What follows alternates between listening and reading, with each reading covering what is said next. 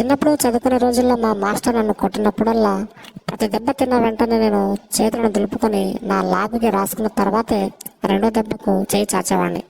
శుచి శుభ్రత అన్నది నాకు అప్పటి నుంచే ఉండేది తెలుసా. ఇంట్లో మా గురువులంతా పాఠం చెప్పినంతసేపు నిలబడే ఉండేవాళ్ళు. ఎందుకో తెలుసా? గౌరవం. నేనంటే వాళ్ళకి అంత గౌరవం. నేను చదువుకునే రోజుల్లో మా గురువులు 4 రోజులకు ఒకసారి మా నాన్నగారిని తీసుకుని రమ్మనేవారు.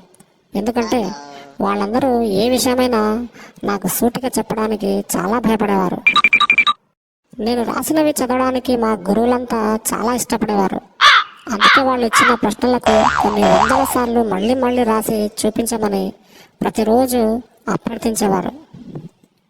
మా గురువులందరూ నన్ను వీడొక సింహబలుడు అన్నట్టుగా చూసేవారు.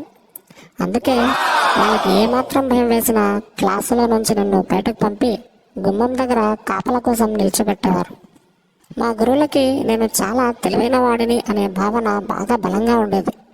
అందుకే వాళ్ళంతా, ఒరేయ్ నువ్వు స్కూల్కి ఎందుకు వస్తావురా, పోయి ఎక్కడ నా పనులు చేరిపోవచ్చు కదా అని కనీసం రోజుకొకసారైనా అనేవారు.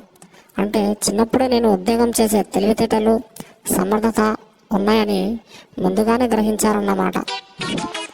ఇవి చూసి మీ స్కూల్ లైఫ్ గుర్తులు కూడా మీకు గుర్తొచ్చుంటాయని అనుకుంటూ బాయ్.